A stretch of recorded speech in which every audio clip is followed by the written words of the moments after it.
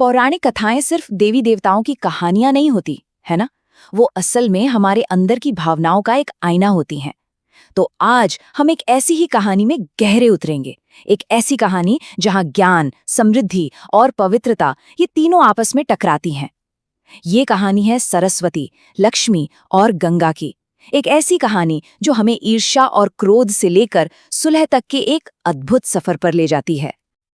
अब ये सवाल ही थोड़ा अजीब लगता है ना कि क्या देवियां भी ईर्ष्या करती हैं? लेकिन हमारी पौराणिक कथाओं की यही तो खूबी है। वो हमें दिखाती हैं कि दिव्य होने का मतलब ये नहीं कि आप भावनाओं से परे हो गए। और ये कहानी तो साफ दिखाती है कि जब देवियों के मन में ईर्ष्या जागती है तो उसका असर कितना गहरा और कितना दूर तक हो सकता है। तो चलिए कहानी के मंच पर चलते हैं।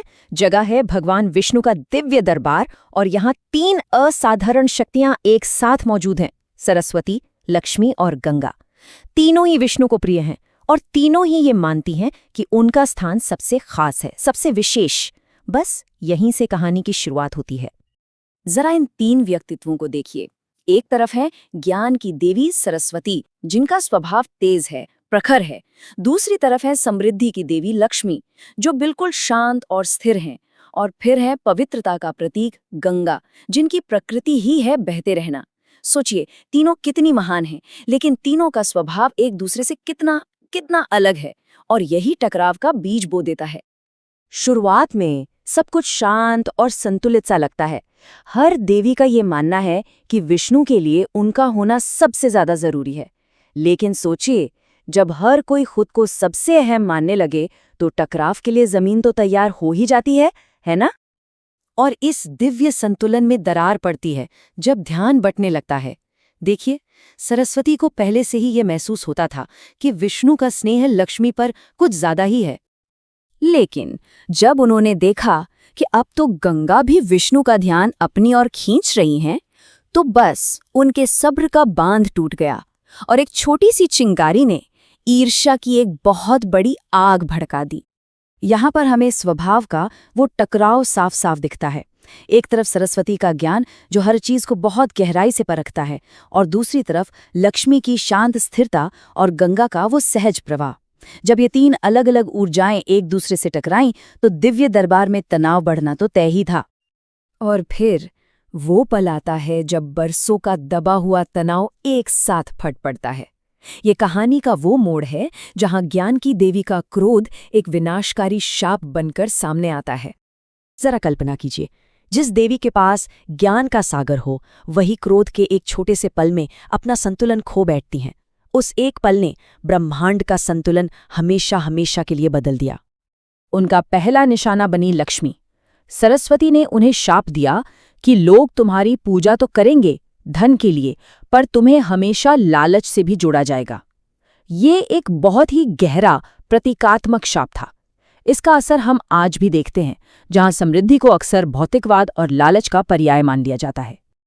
इसके बाद उनका क्रोध मुड़ा गंगा की ओर। उन्होंने कहा, तुम्हारा जल पवित्र तो कहलाएगा, लेकिन इंसान ही उसे गंदा करेंगे और तुम्हारा असली सम्मान कभी नहीं होगा। ये एक ऐसी भविष्यवाणी थी जो आज हमारी नदियों की हालत में सच होती दिखती है। जब देवियों का क्रोध ब्रह्मांड का संतुलन बिगाड़ने लगा, तब भगवान विष्णु को बीच में आना पड़ा। लेकिन उन्होंने शक्ति का इस्तेमाल नहीं किया, बल्कि शांति और विवेक का रास्ता चुना। विष्णु ने कोई आदेश नहीं दिया, उन्होंने बस सरस्वती को उन्हीं के ज्ञान का आईना दिखाया। उन्होंने याद दिलाया कि ईर्ष्या और क्रोध की आग में सच्चा ज्ञान टिक ही नहीं सकता, वो तो धुंधला पड़ जाता है। ये सिर्फ एक देवी के लिए नहीं, बल्कि हर किसी के लिए एक बहुत शक्तिशाली सबक था। खैर, देवियों के बीच सुलह तो हो गई, पर मुंह से निकले शब्द वापस तो नहीं लिए जा सकते थे। उन शापों का असर हमेशा के लिए धरती पर रह गया। आज भी जब हम धन के पीछे का लालच देखते हैं या पवित्र नदियों में प्रदूषण देखते हैं, तो कहीं ना कहीं उस दिव्य संघर्ष की गूंज सुनाई देती है। तो आखिर इस कहानी से हमें सीखना क्या है? क्योंकि ये सिर्फ देवियों के झगड़े की एक कहानी नहीं है, इसके प्रतीकों में हम सब के लिए गहरे आध्यात्मिक सबक छिपे हुए हैं। ये कहानी असल में हमारे अपने मन का एक नक्शा है। सरस्वती, लक्ष्मी और गंगा, ये हमारे अंदर के ही 3 गुण हैं, ज्ञान, समृद्धि और पवित्रता। और उनकी ही तरह ये गुण हमारे अंदर भी तो अक्सर एक दूसरे से टकराते हैं। ये कहानी हमें बताती है कि ये टकराव होना स्वाभाविक है। तो फिर रास्ता क्या है? ये कहानी हमें 3 कदम सुझाती है। पहला कदम है विनम्रता। ये समझना कि ज्ञान अकेले काफी नहीं है, उसे समृद्धि और पवित्रता की भी जरूरत है। दूसरा कदम है स्वीकार्यता, यानी दूसरों के गुणों का सम्मान करना। और इन दोनों से मिलकर बनता है तीसरा और सबसे जरूरी कदम, संतुलन। और यही इस कहानी का सबसे बड़ा सार है। सच्ची भक्ति, या कह लीजिए एक बेहतर जीवन, खुद को दूसरों से बेहतर साबित करने में नहीं है। ये तो अपने अंदर के ज्ञान, समृद्धि और पवित्रता के बीच एक सुंदर सा संतुलन खोजने में है, एक सामंजस्य बनाने में है। तो ये कहानी हमें एक बहुत ही बड़े सवाल के साथ छोड़ जाती है, जो आज भी उतना ही जरूरी है।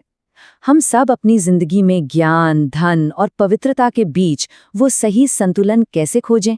वो कौन सा रास्ता है जिस पर चलकर हम ईर्ष्या और क्रोध जैसी भावनाओं को खुद पर हावी होने से रोक सकें?